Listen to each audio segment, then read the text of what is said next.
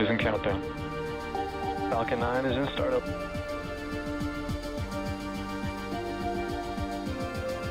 Dragon, SpaceX, go for launch.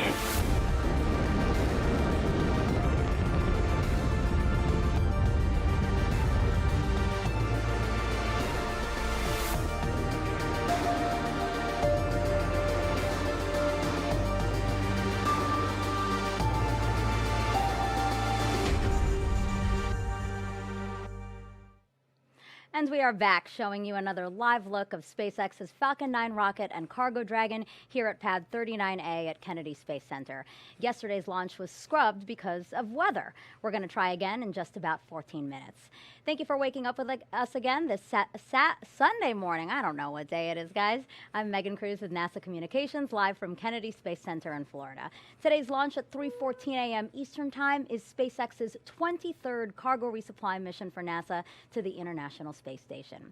We are again simulcasting this live show on NASA TV and on SpaceX's webcast. Let's bring in Andy Tran now, live from SpaceX's headquarters in Hawthorne, California. Andy, I know you're also hoping for some better weather today, and it looks like we have it. Yeah, we are definitely continuing to keep an eye on the weather. If it does cooperate, this will be the third Dragon flight to the space station this year and also the third cargo resupply mission with our upgraded Dragon. Following a successful launch, this Dragon will be joining the Crew 2 vehicle Endeavour, currently on orbit and attached to the International Space Station. For now, let's take a closer look at the vehicles out on the pad. On screen right now is a view of Dragon, and that is a view of Falcon 9 underneath it.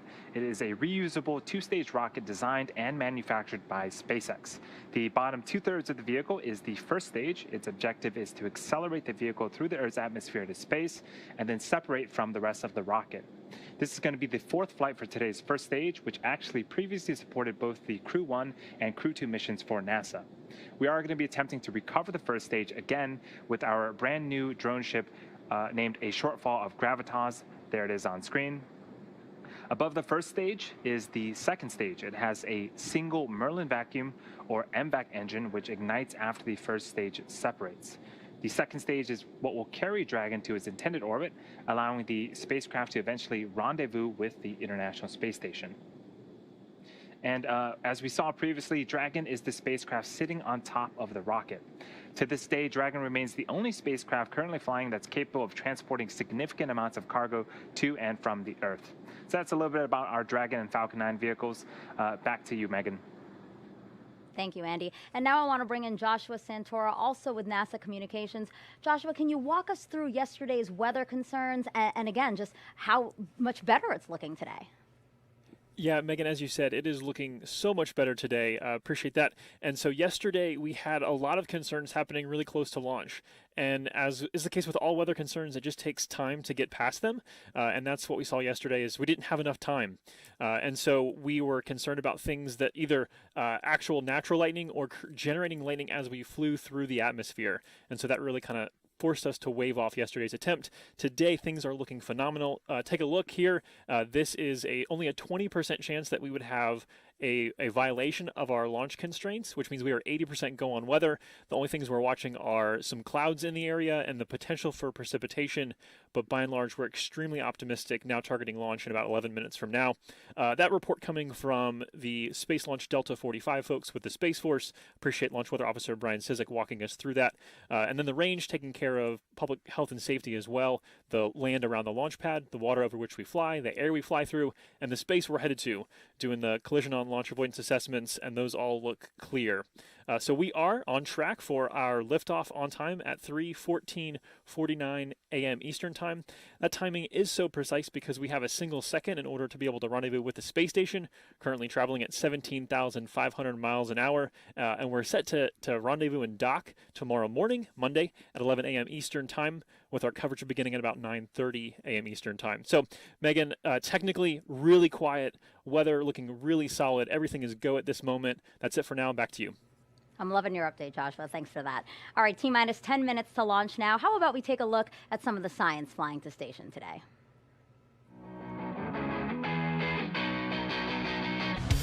What do ants, plants, a remote implant, and brine shrimp all have in common? The They're all part of investigations sponsored by the International Space Station U.S. National Laboratory, launching on SpaceX's 23rd Commercial Resupply Services mission. Moreover, these projects will be supporting the validation of the Faraday Research Facility, a new commercial research facility operated by Proxops that is flying on this mission and will provide additional avenues of experimentation for future investigators. Specifically, the Girl Scouts of Citrus, in conjunction with Space Kids Global, will launch 3 different student-led investigations, all evaluating the characteristics of living organisms in low Earth orbit. One experiment will examine microgravity's effects on ant behavior. Another will look at plant growth in space, and the last will explore how brine shrimp move and behave in the low Earth orbit environment. A team of researchers from Houston Methodist Research Institute is also launching an investigation on this mission that will utilize the Faraday Research Facility. This team has a long and exciting history of space-based R&D in areas ranging from nanofluidics to drug delivery technology development, rodent research, and advanced materials. These research projects have led the team to its latest investigation that will aid in the development of a tunable drug delivery implant. The implant can be remotely controlled to release specific amounts of drug, providing individualized treatment for patients on Earth.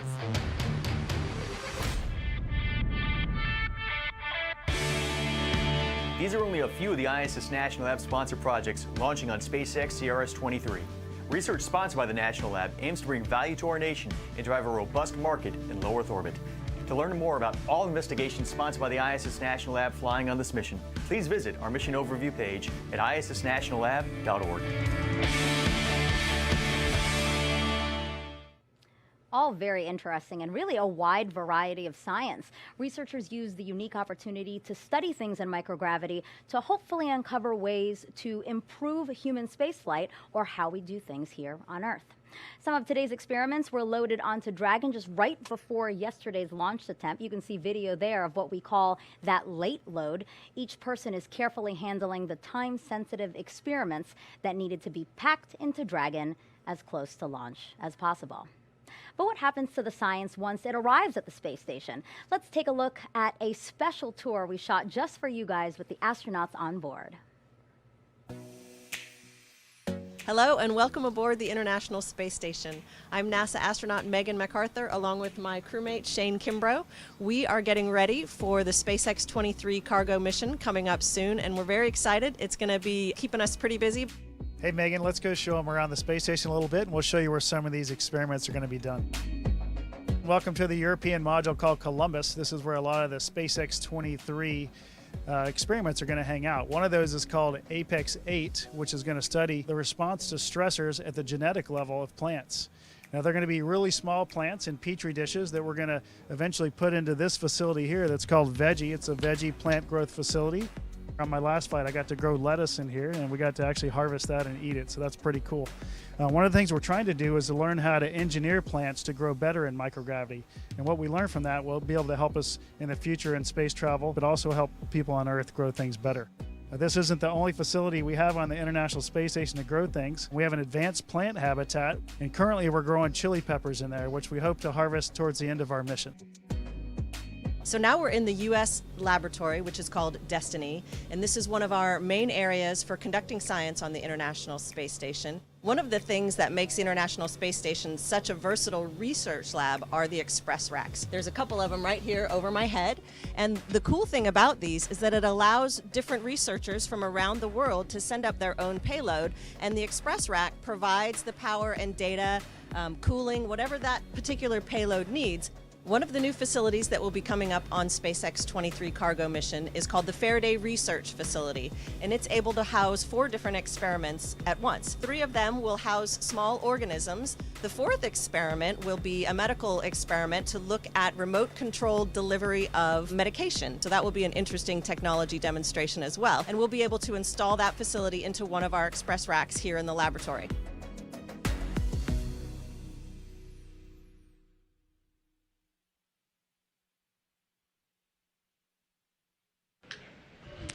And that was NASA astronauts Megan MacArthur and Shane Kimbrough aboard the International Space Station. And welcome to the International Space Station Flight Control Room. I am Shaniqua Vereen, live at the Johnson Space Center here in Houston, Texas. The team of flight controllers at Mission Control Houston today is being led by Flight Director Rebecca Wingfield. Teams here at Mission Control will really jump into action tonight into early Monday morning as Cargo Dragon approaches the International Space Station. There are currently 7 crew members living and working aboard the station.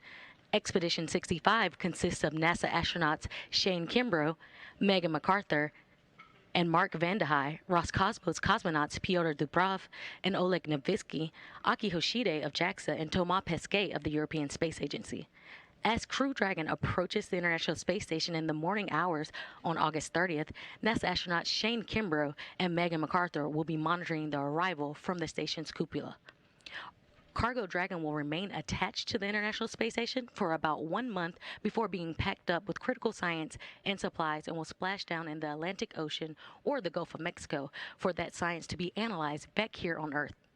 Everything's still a go from here in Mission Control Houston, and we're looking forward to welcoming another vehicle to the International Space Station. So for now, we'll head back out to Kennedy. Megan? Great, Shaniqua, thanks. Let's get one last status update from Andy and Joshua before the final moments of the countdown. Guys? Thanks, Megan. We are about T-minus 3.5 minutes until liftoff. The SpaceX team is working no significant issues.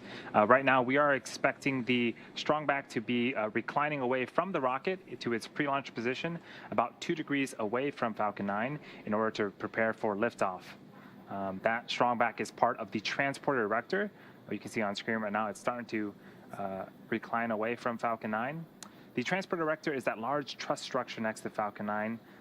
Its job is, again, to retract away from the rocket and prepare for liftoff. At this point, RP-1 fuel is completely loaded on the second stage and nearly completely loaded on the first stage. Liquid oxygen loading is currently underway on both stages and will complete around the T-minus 2-minute mark. In these last few minutes, Falcon 9 is performing final health checks on its primary communications, avionics, and propulsion systems in preparation for flight. Dragon is undergoing vehicle health checks, and we did hear the call out at T-minus 5 minutes for internal power. Switch to internal power, meaning it's living on its own, apart from ground support systems, which is great. We're also expecting right now the checkouts of the second stage thrust vector control actuators are underway. This is what we affectionately refer to as the engine wiggle test.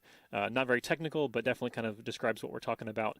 We're moving the nozzles of those engines on the engine on the second stage to ensure we have control for the uphill climbing and navigating that vehicle. That's just part of making sure the guidance hardware is go for flight. SpaceX will do the exact same thing for all of the first stage engines just a few seconds before ignition. All of this in preparation for our rendezvous with Space Station tomorrow morning. And Space Station right now we're on approach for. We're catching up to. Stage 2 load complete. Is just over the south edge of Australia as we speak. Dragon is in auto idle. And we just heard the call out that LOX load has been completed. That will wrap up propellant loading for the vehicle. You can start to see some white clouds forming around Falcon 9 and Dragon. That is normal and expected for us at this stage in the countdown. That is super chill liquid oxygen starting to condense as it reaches the warmer ambient air temperatures of Florida.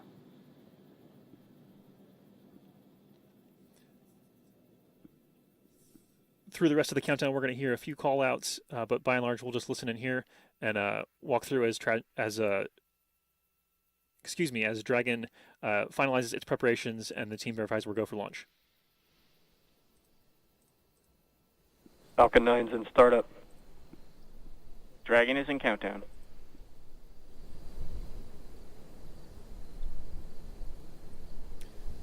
Both stages are now pressurizing for launch. Range and weather should both be good to Falcon go. 9, CRS-23, go for launch. That was the voice of the launch director verifying we are go. T-minus 30 seconds.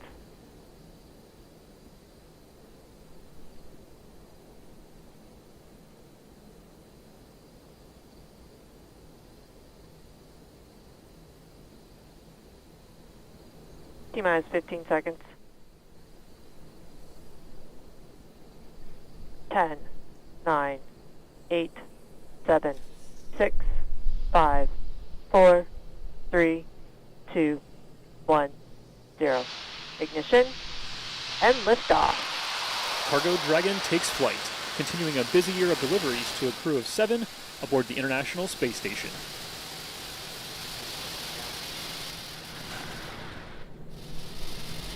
Stage 1 chamber pressure is nominal.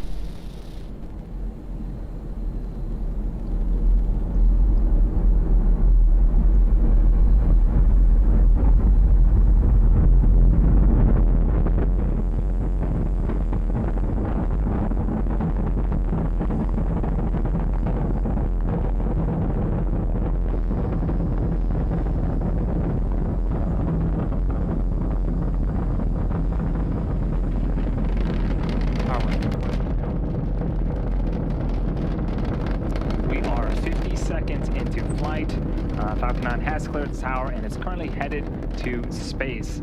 In about 15 seconds here, we're coming up on max Q. This is where the vehicle will experience the highest amount of aerodynamic pressures.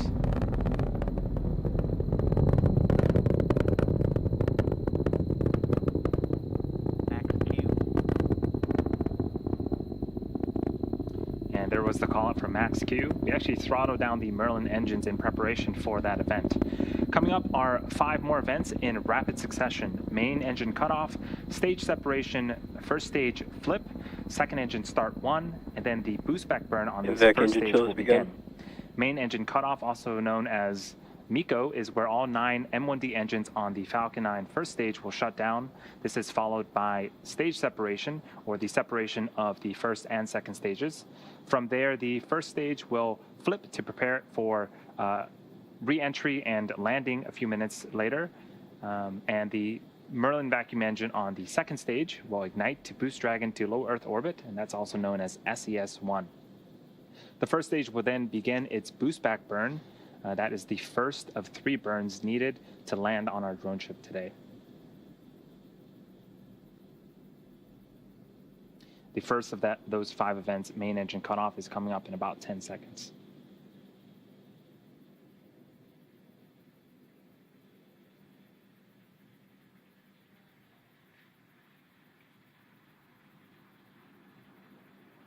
Main engine cutoff. Stage separation confirmed.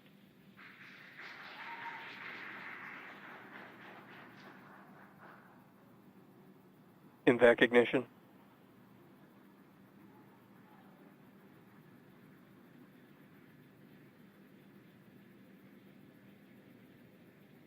Stage 1 boost back burn startup. Okay, those were those 5 events. A lot happening on screen. Main engine cutoff, stage separation. The first stage performed a flip. Second stage on the right-hand side of your screen ignited its Merlin vacuum engine. And on the left-hand side of the screen, we're in the middle of that first stage boost back burn. Looks like we are getting some really cool views Stage 1 of boost back shutdown. contrails being produced by the first stage. And that was the call out for the successful completion of our first of 3 burns on the first stage. So if you're just joining us, you're watching a live webcast of the 23rd commercial resupply mission to the International Space Station for NASA. This is SpaceX's 21st mission this year, and this is the cargo configuration of our Dragon spacecraft. Acquisition of signal at Bermuda. You might be interested to know, in order to get into space, the rocket has to do more than just go up. It actually has to go sideways really, really fast. At liftoff, gravity is pulling straight down the rocket, and as we ascend, we tilt the engines. That turns the rockets horizontally. Now, we're still going up, but we're also heading horizontally away from the launch pad in what we call a gravity turn. The rocket typically needs to go about 7.5 kilometers per second, or 17,500 miles per hour horizontally, in order to avoid being pulled back down to Earth and get into orbit.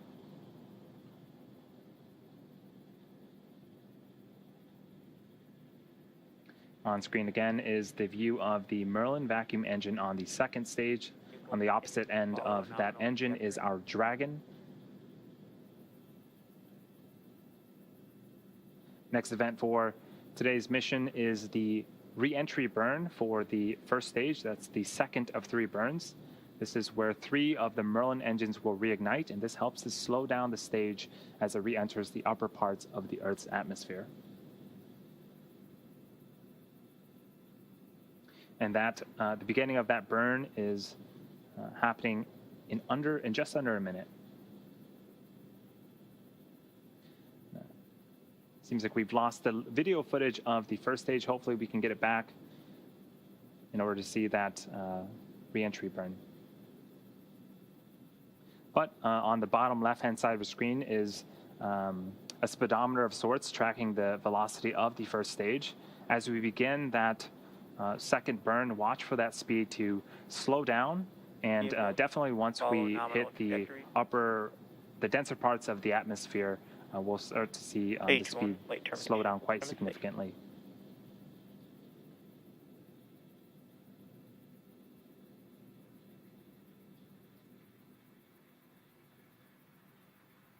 Stage 1, entry burn startup.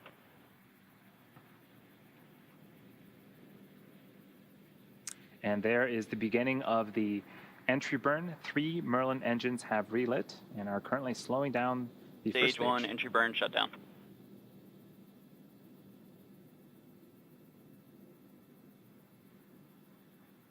Awesome. That is the successful completion of the second burn. We are about 60 seconds away from landing, and the vehicle is traveling about 900 miles an hour. This really puts into perspective the deceleration.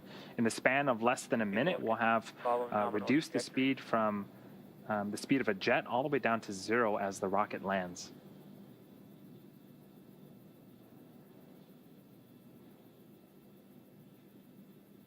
And again, this is our brand new drone ship, a shortfall of Gravitas. This is going to be the first time that we are making a landing attempt on it, and it's currently perched out in the Atlantic Ocean waiting for that first stage booster to return to it.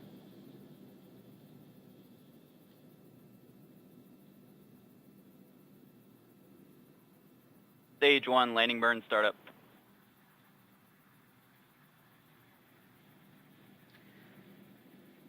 A single engine, the center engine, engine number 9, has relit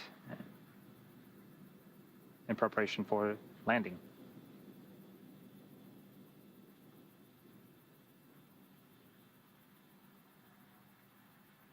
Stage 1, landing leg deploy.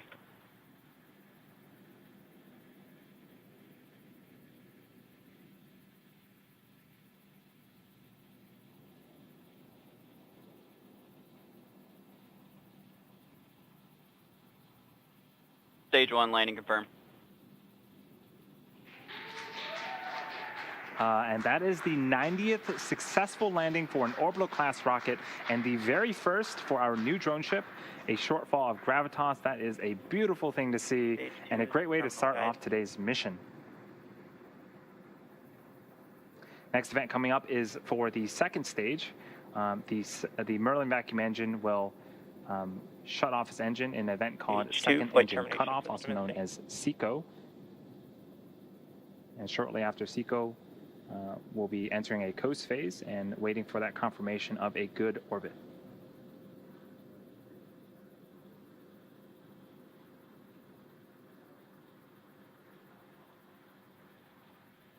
SECO.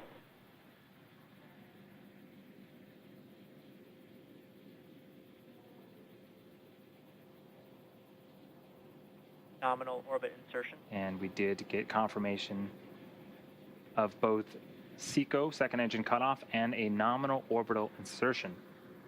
Now, the second stage has one last major task, and that is commanding separation of Dragon a couple of minutes from now. Again, this is the second flight for this particular Dragon and the first reuse of our upgraded cargo vehicle. We should have video of Dragon separation from the top of the second stage. It'll give us a nice view into Dragon's unpressurized cargo trunk.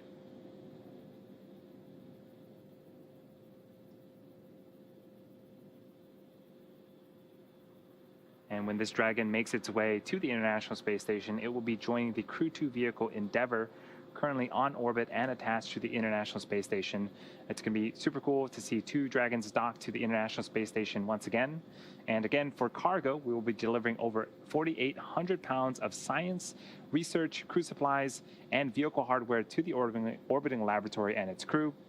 This includes the brine shrimps and ants that we had talked about earlier in the broadcast. Now, the science and research being done in microgravity on the International Space Station has benefited our lives here on Earth for decades. What's really cool is that our new Cargo Dragon vehicle is also able to act as a laboratory in the advancement of this science and research. We call this capability Extend the Lab. It allows some powered payloads to remain on Dragon for experimentation during the duration of the mission. This is especially helpful when there is limited to no space on station for additional science, and it also helps cut down the amount of time the crew has to move payloads in and out of Dragon. For CRS-23, there are 3 Extend the Lab payloads launching with the mission, and once docked, a 4th, which is currently already on the space station, will be added to Dragon. So we are about a minute away from that separation from Dragon from the second stage. For now, we are enjoying some views of the second stage Merlin vacuum engine. We can talk a little bit about the upgrades that have been made to Dragon. The first is solar arrays. Typically, after separation, we wait for solar arrays to unfurl from Dragon. This upgraded Dragon has been redesigned, and the solar arrays has its panels built into the trunk section itself, providing power during flight and while on board the station. Another upgrade is how we dock. Before, we needed Dragon to be berth, which is where a robotic arm from the International Space Station reaches out and grabs Dragon and will attach it to the International Space Station. Now, Dragon can autonomously dock using a centerline camera and LiDAR, which is an acronym for light detection and ranging. And so this autonomous docking sequence is what Dragon will go through in the short future as it continues to make its way towards the International Space Station. Operation confirmed. And that is a great view of Dragon separating from the top of the second stage.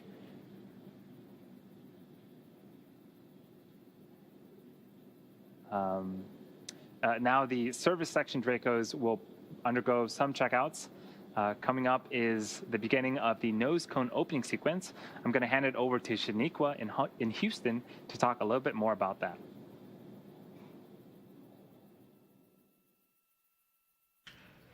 Thanks, Andy. Everything is still going well back here in Houston and Mission Control Houston. Right after Dragon separated, it began a series of automatic checkouts, including some small firings of the Draco maneuvering thrusters. The next milestone is the nose cone deploy. The nose cone protects the docking hardware and rendezvous and tracking elements on top of Dragon during ascent. The nose cone deployed uncovers the 4 forward bulkhead thrusters, which Dragon will use for its major burn maneuvers to catch up with the space station. Once open, the nose cone will stay in that position until the very end of its mission, closing prior to re-entry to provide some additional protection to that same hardware during re-entry.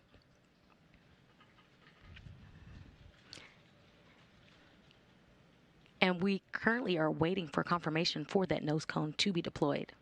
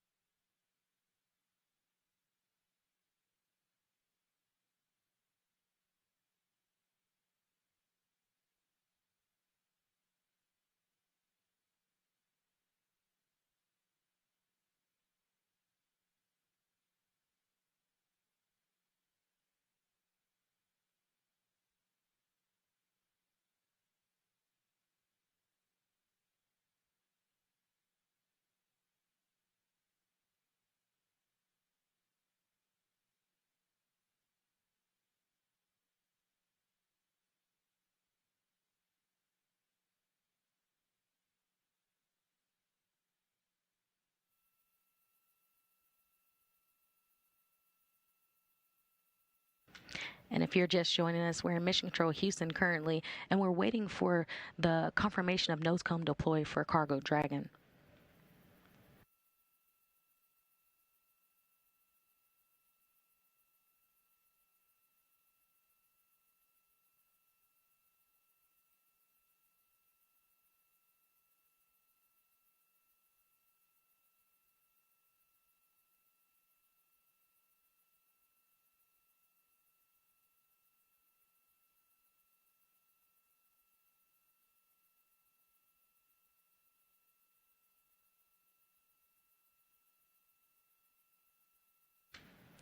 And as we still wait, we do have a special guest. Now joining me on the phone is manager of the International Space Station Systems Engineering and Integration Office, Jeff Aaron. Jeff, can you outline the major activities for the crew with CRS-23 for us? Sure can. In a word, they're going to be extremely busy conducting research. There's more than a metric ton of research arriving with SpaceX 23, much of which needs to be removed in hours to days to start the science and research mission, because most of which will be completed in the entire 30-day mission from while SpaceX is on orbit. And then much of that science needs to return with the vehicle upon its departure. So in addition to the research mission, the crew will be conducting 3 EVAs over a 10-day period of time, 2 EVAs on the Russian segment where 2 new power cables will be installed to enable additional power transfer to the new module, the module that just arrived actually a month ago today, the multi-purpose laboratory module, and 1 EVA on the U.S. segment to install the 3rd IROSA mod kit, which will enable a future solar array upgrade on the U.S. segment. Thanks, Jeff. And I know you mentioned a lot about the science and the hardware that's going up, but how critical are these deliveries for the station and for the astronauts aboard? Yeah, these commercial resupply missions are very, very important to continue advancing science aboard the space station. Over 3,000 experiments have been conducted during the station's lifetime, which we're now approaching, coming up on 21 years of continuous human presence. On this flight, SpaceX is packed with more than 2 metric tons of supplies, research, technology demonstrations, and hardware. The crew will stay busy unpacking and conducting these research activities, with the first several days being extremely critical for several experiments: the Faraday Research Facility, ESA Biofilms, and Tango Lab. And you mentioned, Jeff, as always, it's a busy time aboard the International Space Station with cargo vehicles and crews coming and going. You mentioned the 2 Russian spacewalks that are quickly approaching us. How complex will the next few months be for the station program and the global partnerships? Yeah, it's always a complex time on ISS. And SpaceX 23, as I think you pointed out earlier, it arrives tomorrow. So 30 some hours, when I'm trying to do real-time math here, 28 to 30 hours later, but 10 a.m. Central is when SpaceX will arrive. Following docking to the Node 2 forward port, and oh, by the way, this is the first cargo vehicle that will be docking to the forward port. The hatch will be opened about 2 hours later, and then the crew still has several hours of unpacking to do to begin the research program. And although the first EVA isn't until Friday of this week, the crew has already begun preparing for each of these upcoming spacewalks, which include suit preparations, tool gathering and packing, procedure reviews, and personally a lot of self-study for the astronauts. There will be 2 on the Russian segment, as you said, and 1 in the U.S. segment, all over a 10-day period of time. So it's a very busy time, but as I kind of said up front there, it's kind of like that every day on ISS. So very exciting times. Thanks, Jeff. All right, and thanks so much for joining us today. Back here in the International Space Station Flight Control Room, flight controllers are monitoring the systems on the station itself ahead of Dragon's arrival Monday morning. Once Dragon crosses that approach ellipsoid, which is the mythical sphere around the station, flight controllers here in Mission Control Houston will begin joint operations with the SpaceX teams in Hawthorne, California. NASA astronauts Shane Kimbrough and Megan MacArthur will be monitoring the approach and arrival of Dragon with a planned docking Monday morning at 10 a.m. Central Time, 11 a.m. Eastern.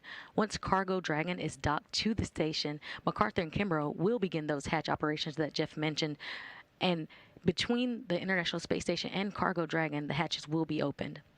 Again, everything's still on track on the International Space Station side. So that'll do it for us here in Mission Control Houston. Now back over to Kennedy. Megan? Thanks, Shaniqua. That's going to wrap up our launch coverage of SpaceX's 23rd commercial resupply services mission. Cargo Dragon is on course to dock to the International Space Station at about 11 a.m. Eastern Time tomorrow. We will have live coverage of rendezvous and docking beginning at 9:30. In the meantime, you can learn even more about this mission on nasa.gov commercial resupply. Thank you for joining us, and we'll leave you with a replay of today's gorgeous launch. T-minus 15 seconds. 10, 9, 8, 7, 6, 5, 4, 3, 2, 1, 0. Ignition and liftoff. Cargo Dragon takes flight, continuing a busy year of deliveries to a crew of 7 aboard the International Space Station.